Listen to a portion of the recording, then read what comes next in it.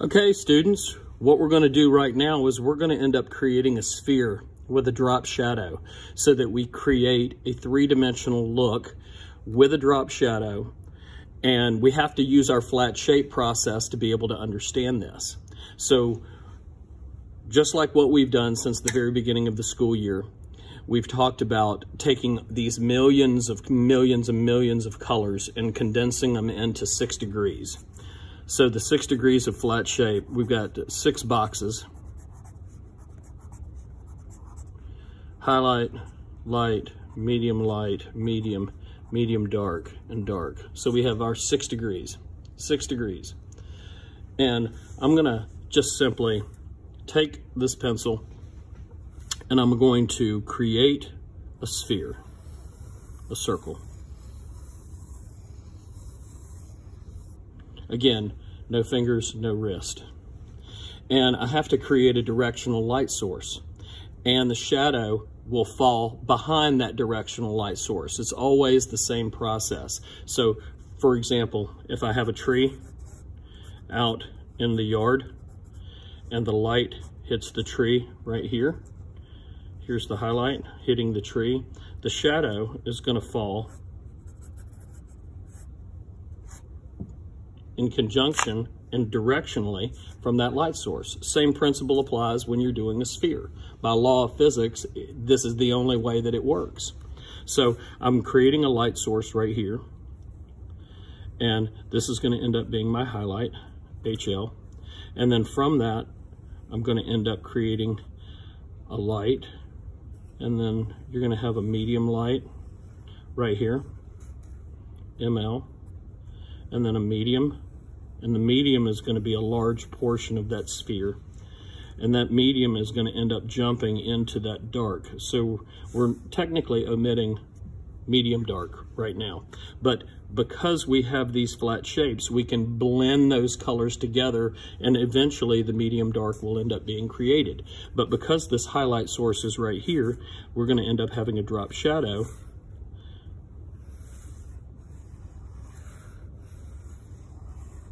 that falls right there. So let's go ahead and get started with it right now. I'm going to take my darkest value right here, my deepest value, and I'm simply going to put that in right here.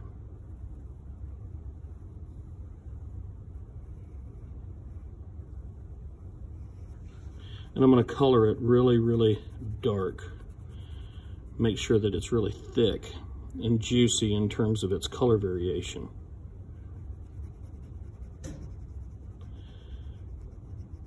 No fingers, no wrist.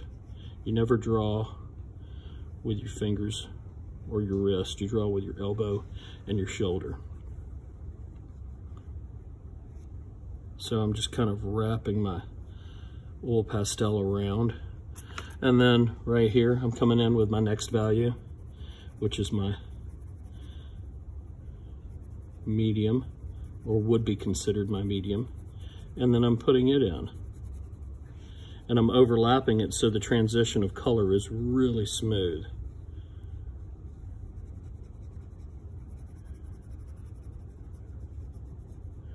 And I'm going to go ahead and finish that on around.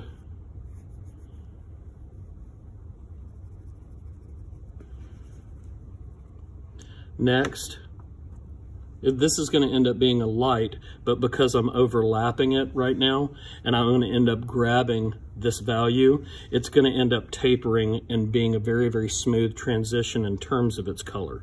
So I'm going to go ahead and start working that through.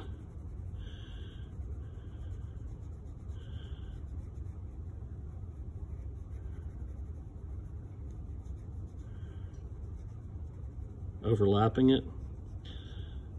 So when two different values of oil pastel grab one another, they automatically start to blend on the page, especially with the pressure that you're putting on the page. And then I'm going to slowly start to taper that out, because again, when that white hits that soft value that I'm putting in, it's going to end up creating that light.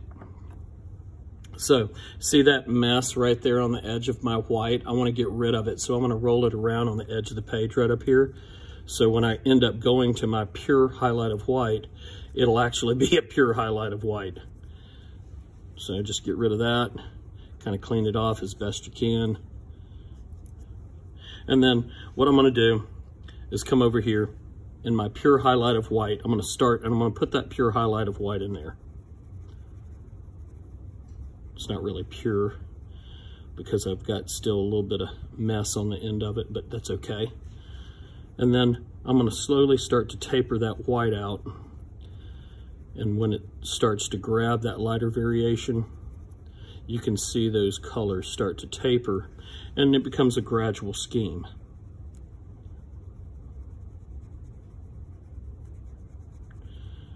So I've created light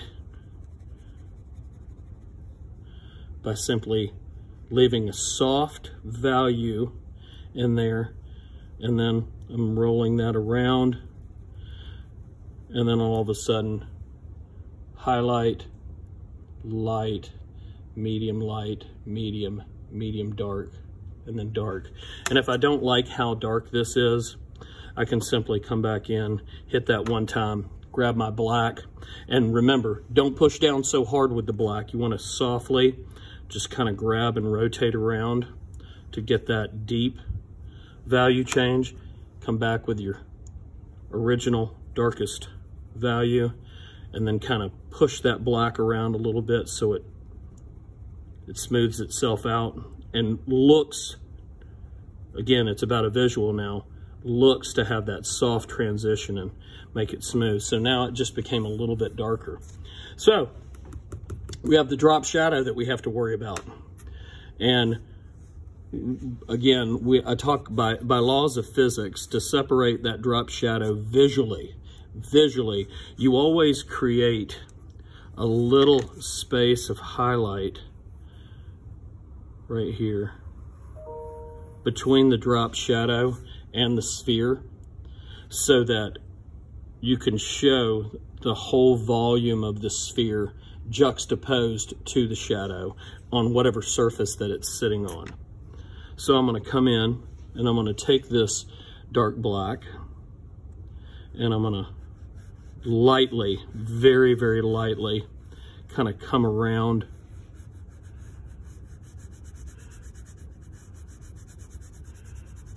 and I'm just softly, no fingers, no wrist, putting in that value.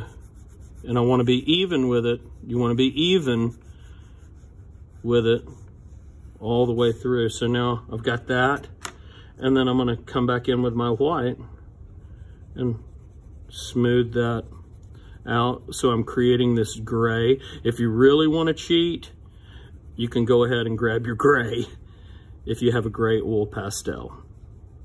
That's only if you're working on a white surface, because whatever drop shadow you're creating on whatever color surface, remember, it's going to be a darker value of whatever that was.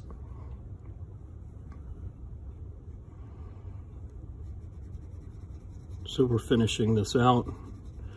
So my drop shadow becomes smooth and it becomes that gray. I could have actually used this gray value, but I didn't. I wanted to show you what it was like to blend the colors, which shows me that you really understand the properties of this particular medium and how to use it. And then last but not least, I can come back in with my black and I'm going to rotate this because it's easier for me. And then I'm going to come through and just kind of take the edge, the very edge of that black, and come in and then just refine and sharpen by means of detail the edge of that sphere. And if I want to, I can take my white, clean it off, and then sharpen that edge. Now, I have a sphere created with barely a little bit of a highlight of white right there on the outer edge, and you can see the drop shadow. Might need to clean that up a little bit right there, that little bit, so it really looks like a shadow.